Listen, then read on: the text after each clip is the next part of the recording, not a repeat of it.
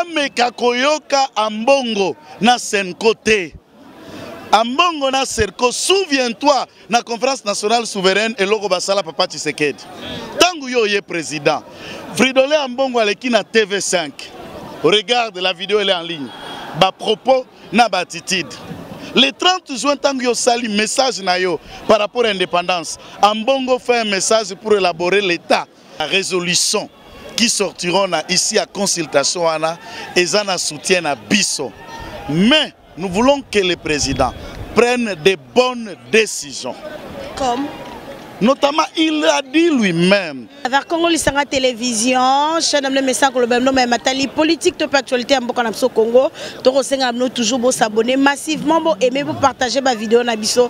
Na quatre cas actualité politique en Bokanapso Congo, le toko solo la Matali marche oyo penza UDPS MLP ba force de changement nion so ba bimaki na nzia mokola lelo pour na ko soutenir penza ba consultation qui initiée par le chef de l'État Félix Antoine Tshisekedi to lobela penza démarche oya Senko ba ko sala to éviter est-ce que le peuple congolais a pour toper contre yango to lobela ba sujet d'actualité longo na maître Joël Kitenge na epenza on donc c'est déjà mbote maître Joël. Mbote madame Géon, mbote la balandinyo soba kolanda biso, merci de nous avoir suivis et vous nous avez suivis à travers la marche Congo Lisanga Télévision, Nzamba Pambola, Moussala Kitoko. Oui, maître Joël, le Penza, Tomoni, peuple Bimi Nanzela, motivé, mobilisé pour marcher, Natina, Tomo la Penza, Koza Makas, le Cambo est allé consultation au chef de l'État, à initier qui Mikololeki, consultation ont continué. N'habitez message dans mon collaborateur. Message est simple. Nous sommes sortis pour dire au président de la République, d'abord, qu'il a notre soutien, nous, la base populaire. Nous, 80 millions de Congolais, pour à consulter avec notre appui. Et les décisions, les résolutions qui sortiront ici à consultation, et ça soutien à Bisso. Mais nous voulons que le président prenne des bonnes décisions. Comme notamment, il a dit lui-même que FCC cache et montrer la limite na yango mboka, bana mboka bako se retrouver. Qui dit FCC cache, Kabila. Et les blocages sur M. Kabila. Les blocages sur le FCC. Au bâtiment sur FCC qui accepteront l'appel du chef de l'État pour répondre, aligner l'idée à Union sacrée d'où la nation. Ils sont les bienvenus, c'est l'arche de Noé et le Noé du moment, c'est Tshisekedi. Ceux qui ne voudront pas sont libres d'exercer Mosala ya opposition Namboka. Un État doit fonctionner avec une opposition. Après consultation. Tolingi fin. Il y a Boyokani FCC cash. C'est cela le problème. Et le président doit tenir compte de ça. Nous ne voulons plus ça. 2. Nous voulons qu'il y ait un nouveau gouvernement dans lequel Tolingi comme on a plus de 40 ministres T. Et surtout Elongi Azarias et Zongate. Décentralisation. Azarias, ministère ouanais à la supprimer. Elongi Azarias et Mekako Zongata Moukete. Azapé avocat. Azarias Vandana Baro. 3. Amekako Yoka Ambongo na senko te. Ambongo na serko, souviens-toi, na conférence nationale souveraine et logo basala papa Tshisekedi. Tangu yo ye président, Fridolin Ambongo aleki na TV5. Regarde, la vidéo elle est en ligne. Ba propos na ba attitude. Le 30 juin, tangu yo sali message na yo par rapport à l'indépendance, Ambongo fait un message pour élaborer l'état 60 ans après, 50 ans après. L'église catholique est l'ennemi numéro 1 de la gratuité. Et nous disons, Biloko Ambongo Abandi, puisque son problème c'est Fayoulou. Et il cherche un dialogue pour le compte de Fayoulou dans l'Idoussou. Fayoulou a choisi de travailler avec Kabila dans l'opposition, Aza libre, Aza congolais, Aza l'opposition, et l'Ongola M. Kabila. Mais nous disons avec beaucoup d'intérêt. Le président a tenu compte de ce que nous disons. Et tous les Congolais, y compris. Je n'ai jamais été quelqu'un qui flatte. Je suis un communicateur à cash. Mais je ne flatte personne.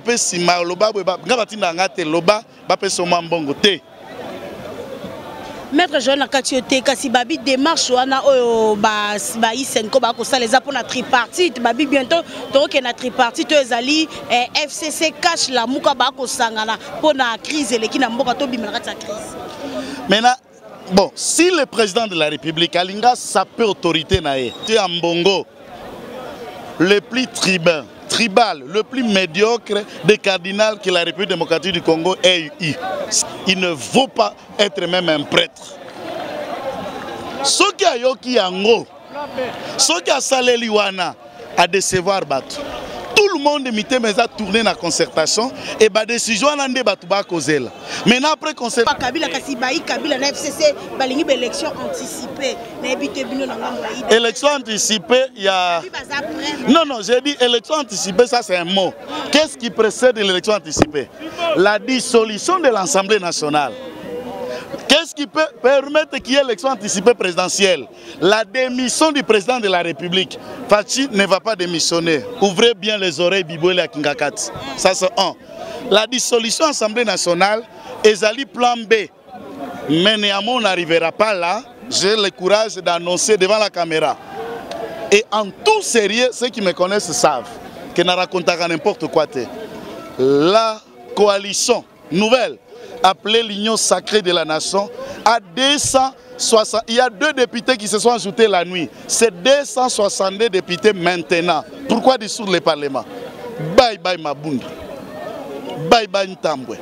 Yo, Tindengo Kokata Mandef. Penasuki. Oui, ma voulelo ba député penza ba telemi peut-être. Ba député wapi? Ba député wapi? Député Pouela waza na kati ya Lamuka. Ye penda a signé mon sokote ba ko esa mabunda. Na député démarche wana ezali malamu parce que to mona lokwa Lamuka bazana ka pona osarana bango Lamuka ba longola mona mboka Jean-Marc Kabunda poste kuna ya bureau Assemblée nationale. Lelo Pouela pe azuli kanisi ya ko esa mabunda. Na député démarche wana. Rendez-vous le 18 na Conseil d'État. Mabunda a violé systématiquement la loi. Le rapport budgétaire et le rapport finance du bureau de l'Assemblée nationale a un délai à dépôt. Et il dit avoir déposé ces rapports pendant nous étions dans la période de confinement. Je vous dis que le Parlement fonctionne quand un rapport est imprimé. Imprima Kayango en 500 copies. Au besoin, chaque député par le biais de l'assistant entre en possession, il y a un rapport comme instrument de travail. Le travail s'exécute dans la commission et dans les différents groupes parlementaires.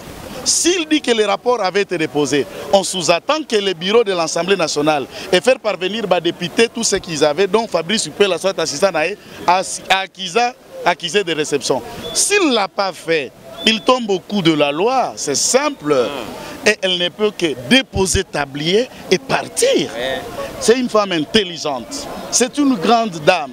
Mais à cet âge, je suis comme un garçon à 46 ans et elle est sous malamouté.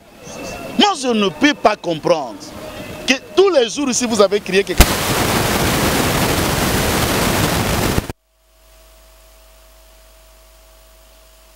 celui que vous pensez qu'il n'est pas congolais, votre frère délimité, quinois et congolais, il vous attend parler de la nation, vous traînez les pas.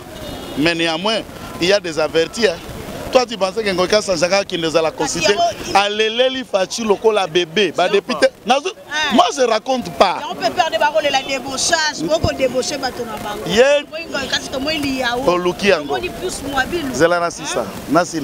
est-ce que Kabila a 47 ans maintenant? Abota Nkengo Wadondo, où Azalaka politicien avant maman n'a pas tissé Pampers. Quand Nkengo, José Makila, Mukolo Apombo, tu connais Mukolo Apombo, il a recruté Honoré Ngwanda na SNIP, à l'époque on appelait ANER. Les gens ne savaient pas que Mukolo Apombo, papa a Keishan le musicien là, né Oyo, a recruté 7 yale 007, paix à son âme, James Bond et tout ce qu'on connaît. C'est un cerveau. Quand Mukolo Apombo dirigeait la SNIP, Kabila était né. Jamais. Quand Ngwanda envoie Mukolo Apombo pour appuyer que le président Yoweri Museveni renverse Idi Amin Dada, Kabila était né. Kangoudia, Toza Liboso a parti à Kangoudia, le monsieur de Kabiaka Mwanga ici. Est-ce Est-ce que Kangoudia, lorsque en 93, il était déjà directeur de cabinet, ministre de la Finance, Kabila était où? Il n'oublie pas que Kangoudia était cofondateur de l'INC. Kangoudia et FCC. Est-ce que quand Bruno Tshibala a toboka liso, Kabila liso Bruno Tshibala a toboka la mtindo nini, il était qui avant et a commissaire Nangamba Zakuna? Vraiment. Est-ce que Kabila peut vous dire que M. Emmanuel Ramazani Chadar, le plus mauvais communicateur de la raison et du siècle, était président fédéral à IDPC Maniema? Est-ce que Kabila peut vous dire qu'Alexis Tambouemamba a bâti un avion et là il était dans RCD Goma? Est-ce qu'il peut vous dire que Yves Kissomba Zalaka, député national, Awana Lukunga et MLC? Que j'ajoute? Que je vous dise? Et enfin, oui, débossage, pour ceux qui prient, c'est un travail spirituel et Dieu aime les débossages. Le Saint-Esprit encourage les débossages pour des raisons. La première, débossage, c'est l'évangélisation. Kokende kolongola molimo na maboko ya Satana abongoli motema ye pa nzambe. Tango zo débosser passe, tango longole pa Satana abongoli motema. Ça débossage te. Satana ko sepela. Au débosser même toi biki. Est-ce que Dieu aime content qu'une âme soit sauvée? Et tout le monde sait que Kabila est le prototype du diable lui-même ici dans ce pays. Et quand vous enlevez une âme de main de Kabila pour l'amener à la lumière, de quoi Dieu ne peut pas être content pour ça? Vraiment. Dépassement budgétaire, nous en parlons beaucoup. Il y a la Gouli. D'ailleurs, je n'aime pas citer ce nom, puisque Kabouya Aza, secrétaire général de l'IDPS. Il y a la Gouli Aza, président sectionnaire à PPRD. Aza a chargé à Kotanda Bakit à PPRD. Il n'a aucune responsabilité dans son parti. Miracle, sans Selo Kopam. Est-ce que M. Soleil Alagouli avez-vous dit aux Congolais que les dépassements budgétaires dans la présidence, première rubrique, pour les accolis à la présidence, ils allaient à 3 niveaux. Il y a le cabinet du président de la République, le directeur de cabinet plus le conseiller. Fonctionnement est réduit et je vais vous donner le budget. Paiement, tu arrives ici, tu t'imposes chez nous. Vraiment. Non. Non. Message na la message na peuple T. Na la message na président. Koyoka sen côté. Koyoka sen côté to boy dialogue.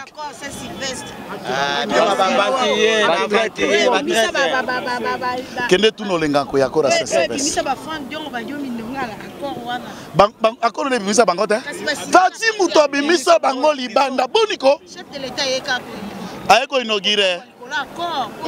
Accord c'est Sylvestre. Moni Géon hein. Kobimisa ba prisonnier politique, kobimisa ba exilé pour cause ça ba exilé politique.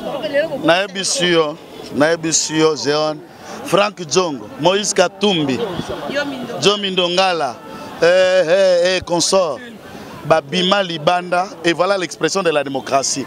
Mandantemi, Baké Kozong c'est un hôpital, Basalio soin, Batini na ingénieur Bamaso, Babongise Lendako, Bazongise Nandako, l'expression démocratique. Si c'était pendant Kabila, il allait le tuer, l'abattre et le pendre. Et moi, ça ne me gênerait jamais un jour si on pendait Kabila. Jamais le Seigneur m'attend. Merci Mingi, Balandia Congo partout dans le monde entier, à travers Congo Lisanga Télévision, voilà, Toyambela Kibino Molamboka, Maître Joël Kitenge, Naipenza, Tosola Ki, Namematali, politique à Mboka Namso Congo, sur l'actualité à Mboka, Mboka Congo, et Kotamolabo, qui Maître Joël Kitenge, Nenga Lobe Natina, il y a consultation chef de l'État à Kosala, à Lobe Penza, Natina Penda, il y a Kabila, bientôt là, Kabila va comprendre, et on est à Maître Joël Souene. Tout comme bon, merci dans le Wiskasonga. Avec mon ma caméra, merci na Hilaire Nyoka, la réalisation, Matonzi Mingi, na sponsor officiel JBB Papa Social depuis États-Unis, c'est le Tunga de Lausanne Bambote Nayo, Papa Jean Compaoré, na Bossante mon vieux David Obiango, Motema Mandende les barons de Rotterdam. Ngam no sokinza bazongite tokutani na Mikolo Zalikoya.